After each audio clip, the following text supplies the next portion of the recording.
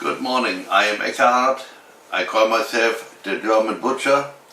Today I want to talk about casings. And we start with sheep casings. When I buy casings, sheep or hog casings, I normally always buy 100 yards at a time. When I use them, I water the whole package, and when I'm done with it, I resalt it and put it in the fridge. They hold forever. When I buy them, they compact like this, and once I take them out of the package, I normally put them in jars. Resalt them, they hold forever. But a little experience I had here, I wanted to save some money and bought them somewhere else, and that was a mistake.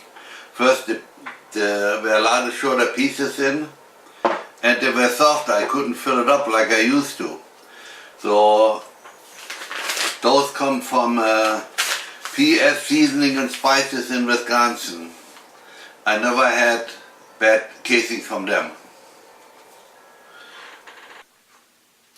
Now we come to hog casings. I normally buy them also in 100-yard packages. But for to make the movie, I bought some somewhere else 5 years ago. That long time ago, I want to make the movie, and they're okay for if you make a few pounds. That's good for about 25 pounds, but they're all short pieces, and they're not size controlled. So to me, this is a no-no. But if you make only a few pounds, that's okay too. Now in general, there are two different kinds of casings. Some are pulled and some are cut. Probably you don't know what it means, because when you butcher a pig and you take the casings off the intestines, you grab and pull it off, or you cut it off. When we cut it, I was always made for liver sausage or sausage that has fat in it, so the fat doesn't run out, or they were not cleaned, they're just washed. Normally when you pull them, there are no those little things on here. I don't know if you see it. They call it whiskers. When they're pulled, they're whisker free. So that's what I'm looking for. They're most of the time a little more tender. They're the same thing like the sheep casings. When I want to use them, I put them the night before in cold water and let it sit overnight. So next day I can pull them apart nicely. The next would be beef middles, beef rounds, or pork middles.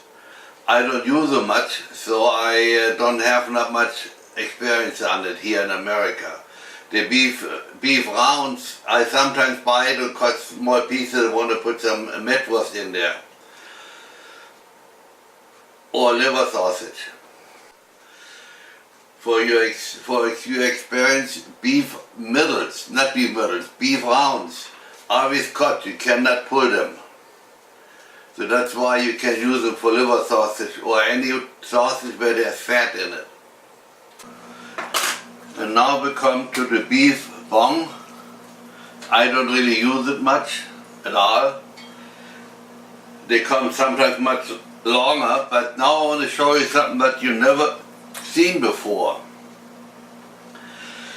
This one is peeled off or skinned, and that's what it looks like.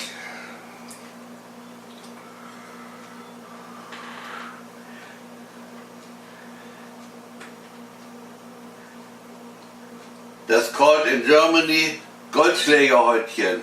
We use that in Germany by Christmas for making Lackschinken. We took the loin, put fat around it, and then put this around and tied it down nicely for looks. You cannot find that here in America.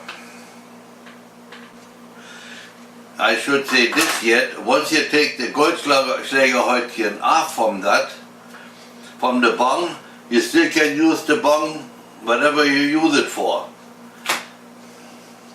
The only thing where you cannot put anything where there's a lot of fat, where the fat could cook out. Like in Germany, we put head cheese in there, or if you want to put head cheese in there, you cannot skin it. We skinned them all year long and saved it for Christmas, when we made luck chicken. If you want to try that sometimes, you start pulling it from the inside where they were cut off, and then once it's off, you lay it in cold water and let it run out because it looks red yet, until it becomes white, and then you have it. Now I come to the end of my movie about casings. If you like it, subscribe and share it with your friends.